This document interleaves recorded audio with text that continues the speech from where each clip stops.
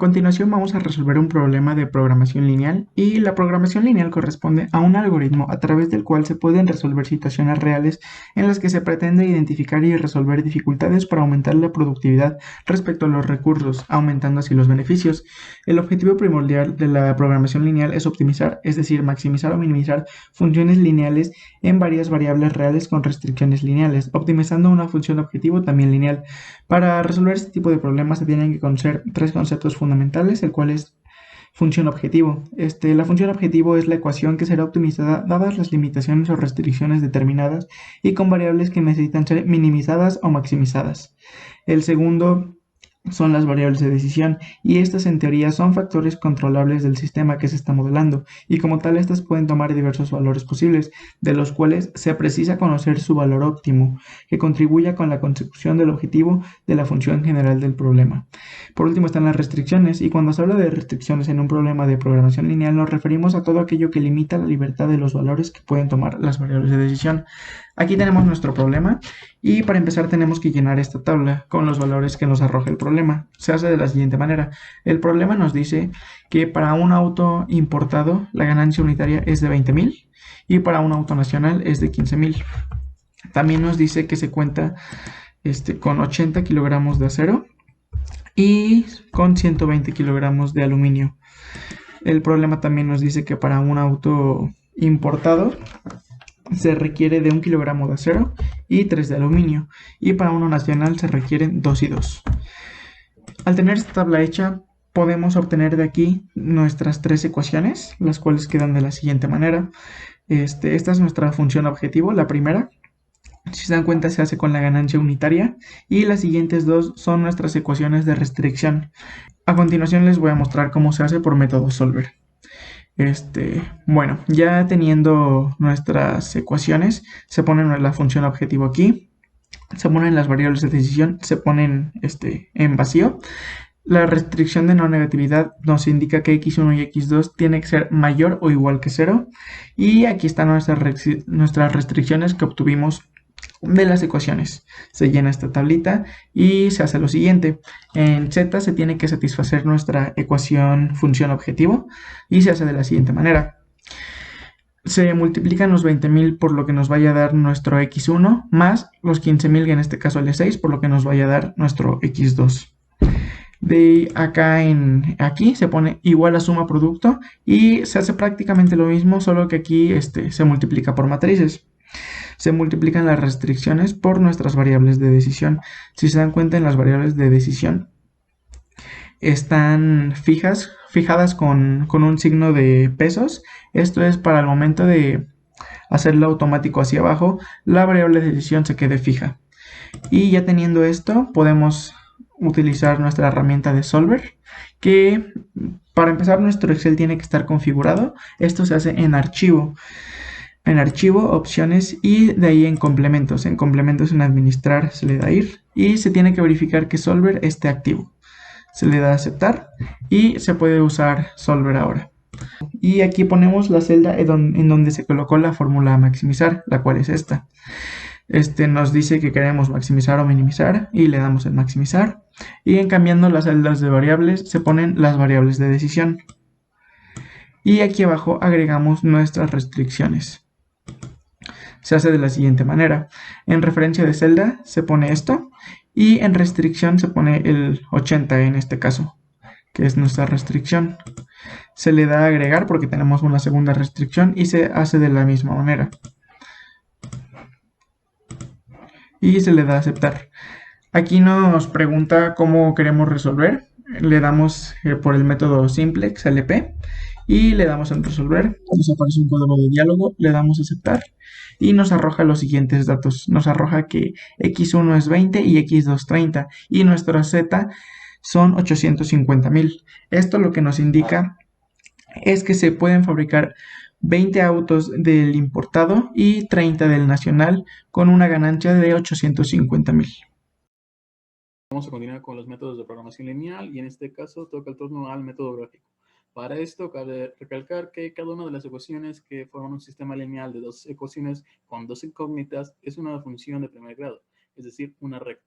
El método gráfico para resolver este tipo de sistemas consiste, por tanto, en representar en unos ejes cartesianos o sistemas coordenadas ambas rectas y comprobar si se cortan y si es así, dónde. Esta última afirmación contiene la filosofía del proceso de disolución del sistema por el método gráfico. Hay que considerar que en el plano dos rectas solo pueden tener tres posiciones relativas entre sí. Se cortan en un punto, son paralelas o son coincidentes, es decir, es la misma recta. Si las dos rectas se cortan en un punto, las rectas de este son el par X y Y, que conforman la única solución del sistema, ya que son los únicos valores de ambas incógnitas que satisfacen las dos ecuaciones del sistema. Por lo tanto, el mismo es compatible determinado. Si las dos rectas son paralelas, no tienen ningún punto en común, por lo que no hay un par de números que representen a un punto que esté en ambas rectas, es decir, que satisfaga las dos ecuaciones del sistema a la misma vez. Por lo tanto, este será incompatible o sin solución. Por último, si ambas rectas son coincidentes, hay infinitos puntos que pertenecen a ambas, lo cual nos indica que hay infinitas soluciones del sistema, todos los puntos de la recta. Luego, este será compatible indeterminado. Para explicar esta teoría, nosotros establecemos un ejemplo, y es el mismo ejemplo que ya había resuelto mi compañero, pero ahora lo haré por el método gráfico. Este igual necesita una función objetivo, unas restricciones y una función de no negatividad. La función objetivo es la misma, 20x1 más 20.000x1 más 15.000x2, siendo x1 y x2 las variables de decisión, es decir, los autos importados y nacionales, y 20.000 y 15.000 son los precios de cada uno. Las restricciones son 1x1 más 2x2 menor o igual a 80, y es menor o igual a 80 porque esto es el material que disponemos. La otra restricción es 3x1 más 2x2 menor o igual a 120. Y esto es 120 porque es el material del que disponemos. Para este caso vamos a separar los coeficientes de las restricciones porque los vamos a utilizar más adelante. Entonces nos queda 1, 2, 80, 3, 2, 120. Además, tenemos que establecer la restricción de no negatividad porque es importante establecer que nuestros resultados no van a ser negativos, es decir, tienen que ser reales. Lo siguiente será establecer las restricciones en puntos, en rectas para poder establecerlos en la gráfica. Para esto necesitamos establecer los puntos en los ejes. Esto se hace con x1, x2 y un punto 1 o un punto 2. Lo primero es establecer como 0 y x1 para que entonces x1 0x2 para que x1 nos dé igual a 80. Y ahora tenemos que igualar x1 igual a 0 para que x2 sea 40. Procedemos a hacer exactamente lo mismo, pero ahora con la siguiente restricción. Igual necesitamos x1 y x2. Si x2 es igual a 0, entonces x1 es igual a 40. Y si x1 es igual a 0, x2 es igual a 60. Ya tenemos las tablas para poder construir nuestra gráfica. Lo siguiente es hacer la gráfica. Establecemos las dos rectas que están basadas en las tablas, es decir, en las restricciones. Establecemos el nombre de la gráfica, cambiamos los colores para que coincidan con nuestro formato. Establecemos los puntos donde tocan con los ejes y establecemos que se muestra en X y Y. Y hacemos lo mismo con la siguiente serie. Como Excel nos permite de manera automática establecer dónde es el punto de choque, nosotros lo tenemos que poner de manera textual. Y en este caso podemos ver que es 20 y 30. Esto en azul es nuestra región factible, es decir, dentro de esta zona están los posibles resultados que satisfacen a nuestras restricciones. Pero el punto que satisface es, en mejor medida, es 20 y 30, porque es el que maximiza. Esto lo podemos ver si hacemos una tabla de sustitución de los valores de x1, x2 y z. El primero es el origen, o sea que es 0,0. El siguiente es 0,40, el siguiente es 20,30, el siguiente es 40,0. Y establecemos la función 20.000, es la función objetivo, 20.000 x1 más 15.000 x2. Y establecemos lo mismo para los demás puntos. De aquí podemos destacar que 20 y 30 son los que maximizan. Entonces podemos concluir que deben fabricarse 20 unidades de X1 y 30 unidades de X2 para tener una ganancia de 85.000. El método simplex es un método iterativo. Eso quiere decir que se resuelve mediante aproximaciones sucesivas hasta que ya no es posible mejorar dicho valor. Parte de la función objetivo en un punto cualquiera consiste en buscar un punto que mejore el anterior mediante desplazamientos por las aristas del polígono, siempre y cuando estos se encuentren dentro de las restricciones. Este método solo trabaja con restricciones cuyas inecuaciones sean del tipo menor o igual a y sus coeficientes sean mayores a 0. La función objetivo es z igual a 20.000x1 más 15.000x2. La restricción de la negatividad es x1 y x2 mayor o igual a 0. Las restricciones del problema son x1 más 2x2 menor o igual a 80 y 3x1 más 2x2 menor o igual a 120. Las variables con las que se trabaja son x1 igual a los soportes de motor de autos importados y x2 igual a los soportes de motor de autos nacionales. Entrando al método, lo primero que hay que hacer es ordenar las ecuaciones lineales de la función objetivo y restricciones, acompañada de holguras. Se trabajará con los coeficientes de dichas ecuaciones, pero como se trata de maximizar los coeficientes de la función objetivo, pasarán con signo contrario. Una vez hecho esto, se vacían todos los coeficientes en una matriz a la que llamaremos tabla general, primero comenzando con la función objetivo, restricciones, holguras y resultados. Los espacios en blanco se sustituyen con ceros. Para calcular el valor pivote se busca la columna más negativa y se divide todos los resultados entre los números que están por debajo de la columna más negativa. A esto se le aplica un formato condicional y se elige el más pequeño. Para este caso el valor pivote es 3. El siguiente paso es volver 1 el valor pivote. Esto se logra dividiendo el valor pivote entre 3. Al realizar la operación hay que anclar el denominador con signos de pesos para que sea posible copiar la operación y se pueda copiar entre toda la tabla hacia la derecha hasta que se llene la tabla. Aquí hay que trabajar con fracciones cuando se presenten decimales. Una vez hecho esto, se vuelven 0 los números que están arriba del pivote. Esto se logra multiplicando el número que se quiere volver 0 con signo contrario y el valor pivote y posteriormente sumándolo con el número que se quiere volver 0. Al igual que el pivote, se tiene que anclar el valor con signo contrario para poder copiar el formato hacia la derecha.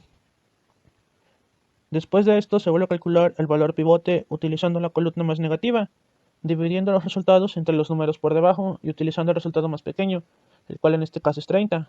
El valor pivote es un entero un tercio, por lo que se tiene que volver 1 dividiéndolo entre el mismo, pero anclado con signo de pesos, el denominador. Esta fórmula se copia y se mueve a todo lado derecho, hacia abarcando toda la tabla. Una vez hecho esto, se vuelven ceros los números que están por arriba y por abajo del valor pivote. Para esto se multiplica el número que se requiere volver 0 con signo contrario con el valor pivote y se le suma el valor que se quiere volver 0. El número de signo contrario, al igual, tiene que estar anclado con signos de pesos para poder copiar la fórmula hacia el lado derecho. El método termina cuando los coeficientes de la función objetivo son positivos y en las restricciones se tienen unos. Cada conclusión se debe de fabricar 20 soportes de motor de autos importados y 30 soportes de motor de autos nacionales para tener una ganancia máxima de 850.000 pesos. En la planeación de una obra es necesario contar con una herramienta que permita a través de un diagrama esquematizar todas las actividades que se tienen, especificando el tipo de relación entre cada una y la duración que tienen. Para esto, la ruta crítica es una herramienta que permite estimar el tiempo más corto en el que se puede realizar un proyecto. Es un algoritmo, lo podríamos contemplar así, para el cálculo de los tiempos y plazos de la planificación. Su objetivo principal es determinar la duración de un proyecto donde cada una de las actividades del mismo tiene una duración estimada. Un proyecto puede tener más de una ruta crítica. Es necesario identificar las actividades que involucran el proyecto. En este caso, son 15 las actividades que se contemplan y estas están numeradas en orden alfabético de la A a la O. Después de esto, nos tienen que dar el tiempo esperado. En algunos casos nos darán otras 3 opciones que son el tiempo optimista, el tiempo probable y el tiempo pesimista. De estas se obtiene el tiempo esperado. En la tabla principal, que es la tabla de PER, debemos anotar el número de procedencias, los precedentes, la fecha de inicio y la fecha de término. Esto es el punto base para empezar a hacer todo el procedimiento. Los precedentes son aquellas que nos definen de cuál actividad depende la siguiente. En este caso, la actividad B depende de la actividad A y así sucesivamente. Para este caso, nosotros vamos a delimitar las fechas de inicio y las fechas de término con las que queremos trabajar. En la fecha de inicio insertamos manualmente el número que sería para el 26 de abril del 2021. Y para la fecha de término aplicamos fórmula para poder automatizar la tabla y sea más sencillo trabajarla de esta forma. Entonces es la sumatoria de la fecha de inicio más el tiempo esperado. Entonces nos da como fecha que trabajaríamos el 6 de mayo del 2021. Igualmente ponemos en la siguiente actividad, en la B, que su fecha de inicio sería en la fecha de término de la actividad A. Y así sucesivamente.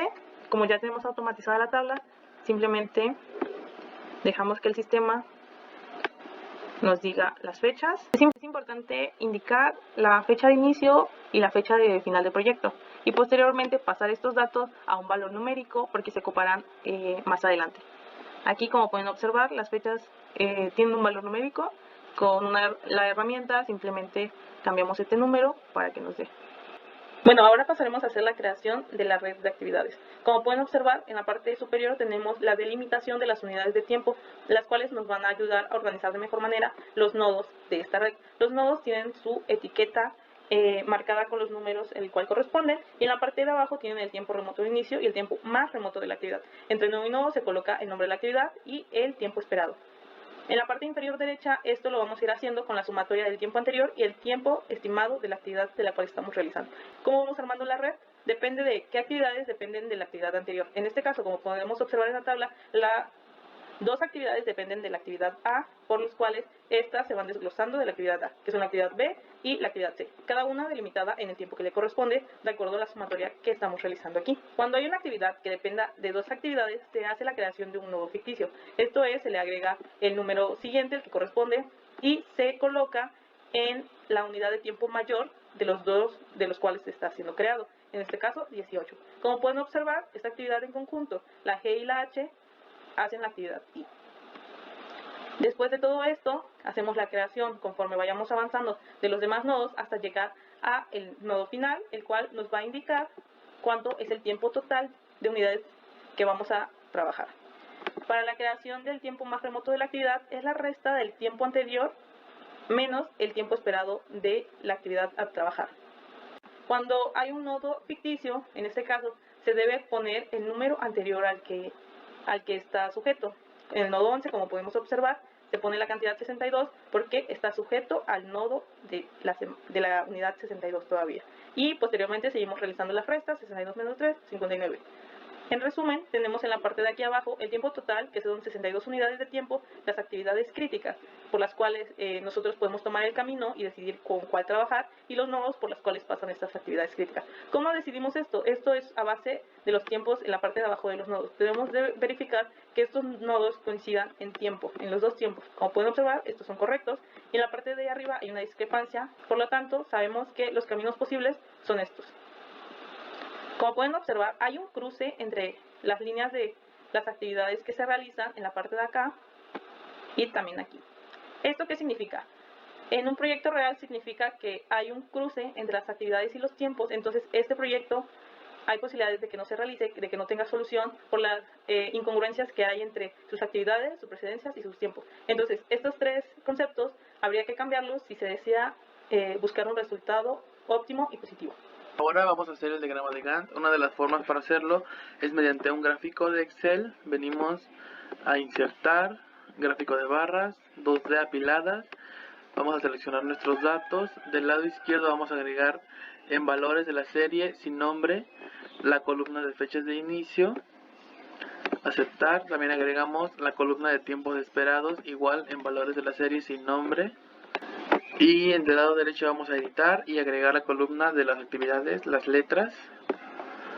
Aceptar. Tenemos así el gráfico. Ahora lo que tenemos que hacer es primero invertir las letras para el orden. Nos vamos aquí a categorías en orden inverso. Y ahora nada más tenemos que seleccionar las fechas. En límites mínimos vamos a escribir la fecha de inicio en su valor numérico, que es 44312, y en límite máximo escribimos la fecha de fin de proyecto, que es 44385. Aquí en principales se cambia si queremos que el rango en el gráfico sea más amplio o menos, pero bueno, ahí es suficiente. Y ahora nada más tenemos que seleccionar esta parte del lado izquierdo y nos vamos aquí, vamos a quitar el relleno y a quitar la línea. De esta forma tenemos ya la forma del diagrama de Gantt. La otra forma de obtener el diagrama de Gantt es mediante una tabla como esta. Tenemos las actividades, los precedentes, los tiempos esperados, las fechas de inicio, las fechas de término y agregamos del lado derecho una lista en horizontal de todas las fechas desde las de inicio hasta las de fin. Nos ponemos en la primera celda, formato condicional, nueva regla, la última opción para una fórmula que aplique formato, y aquí insertamos nuestra fórmula que es igual y ponemos la celda de la fecha de inicio mayor o igual que la fecha de inicio de la actividad de este lado, coma, igual la fecha de inicio de este lado, y menor que la fecha de término de la misma actividad. Vamos a fijar primero el número de la primera, luego la letra y así sucesivamente. Aquí aplicamos un formato de relleno, aceptar, y vamos a arrastrar nuestra fórmula a todas las casillas de esta tabla. De esta forma obtenemos el diagrama de Gantt. La última parte es el análisis de cumplimiento. Aquí insertamos una tabla como esta, tenemos actividades, tiempos esperados, fechas de inicio, de término, y agregamos dos columnas más que son el nivel de cumplimiento por porcentajes y los días completados, que son la multiplicación del tiempo esperado por el nivel de cumplimiento. El nivel de cumplimiento indica qué porcentaje de la actividad ya se realizó. Utilizamos el diagrama de Gantt que teníamos antes, en el que vemos el avance de las actividades. Vamos a agregar barras de error, vamos a ajustarla, vamos a poner dirección más, estilo final sin remate, personalizado, especificar valor, vamos a agregar nuestra columna de días completados. De esta forma tenemos ya el avance en el gráfico y ya nada más podemos ajustar para que la línea se vea más gruesa. Podemos agregar las etiquetas de datos, eliminamos las fechas y solamente nos quedamos con los números que se ven aquí. Esos también se pueden ajustar para que se vean. De esta forma terminamos y tenemos las 7 partes que conforman un ejercicio de ruta crítica.